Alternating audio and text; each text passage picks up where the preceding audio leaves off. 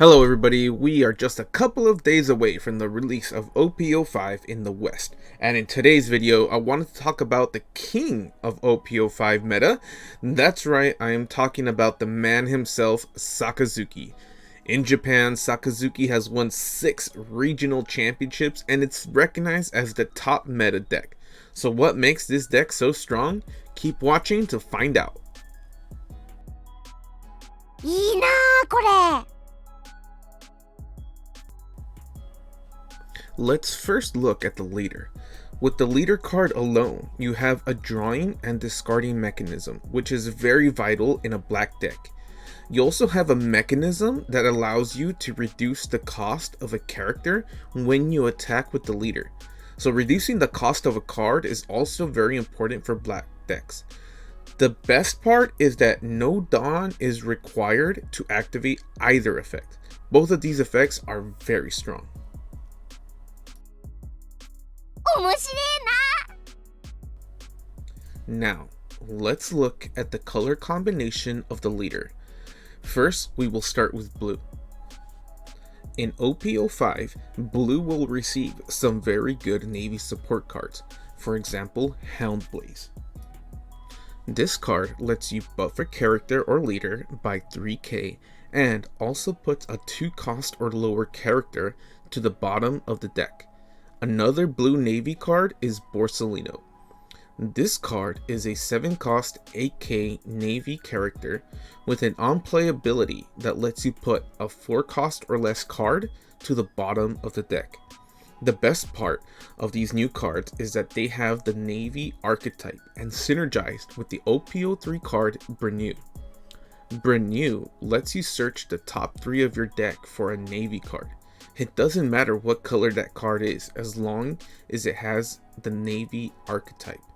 Blue has a lot of removal cards like 3000 Worlds and Red Rock, which are good options as well when considering this deck.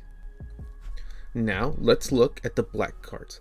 Some of the new OP05 black cards include Rob Lucci, Rebecca, and Mancherry. Rob Lucci has an ability that lets you KO a 2 cost or less character and a 1 cost character. This pairs really well with other black cards that reduce the cost of characters like Kuzan, Great Eruption, Ice Age, and Hina. As you can see, the synergy of black cards and the new blue Navy cards makes Sakazuki a board removal machine. But that is not all that Sakazuki can do. Thanks to cards like Rebecca and Mancherry, Sakazuki can recycle cards from the trash and either put them back into your hand, put them back into your deck, and sometimes even play them on the board. That multi-layer gameplay of Sakazuki is the reason why this deck is top tier.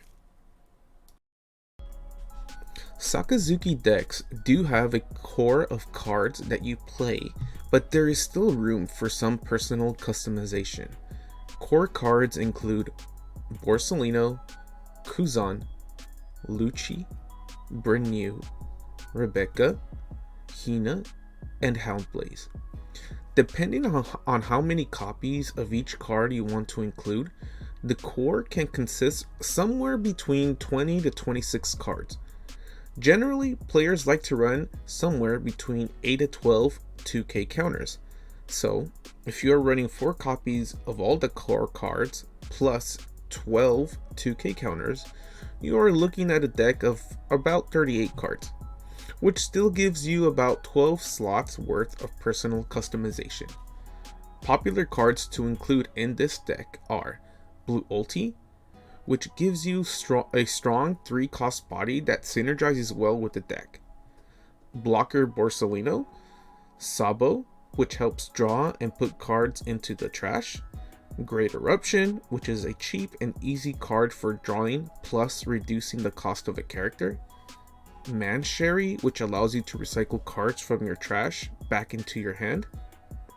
I have even seen some decks run Blue Hina and Sanji's Pilaf for some draw power. You can also opt in for more removal with 3000 Swords or Red Rock. Even Don Flamingo or Usopp can be a great tech choice. And don't forget the 10 cost Kuzan. Overall, it's up to you how you want to build this deck, But here are some regional deck lists from winners in Japan.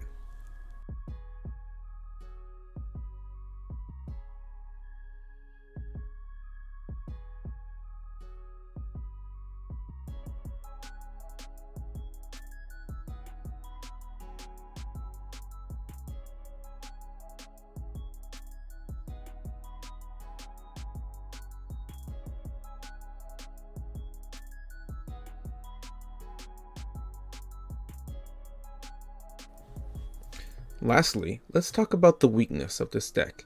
A lot of the core cards this deck runs doesn't have any counter. So oftentimes you can have like 7 cards in hand, but no counter to be able to block an opponent's attack. That is why most Sakazuki decks run blockers to be able to defend themselves.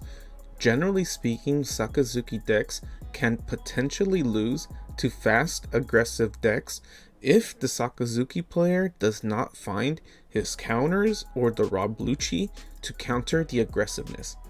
Also, by nature, this deck is considered a control deck and relies on comboing their cost reduction cards with their removal cards. If you are drawing one piece of the combo without drawing the other pieces, you are essentially left with a dead hand. The Hinas by itself don't do anything, the Hound Blaze on its own doesn't do anything. Only when the pieces are together is when you can control the game and win. So if you like comboing your opponent and controlling the match, then this deck is for you. If you like being aggressive or playing strong bodies on curve and pressuring your opponent, then perhaps this is not the deck for you. Regardless, chances are that you will see Sakazuki players in your locals, and I hope this deck profile will help you in those matches. Thanks again for watching, and until the next one.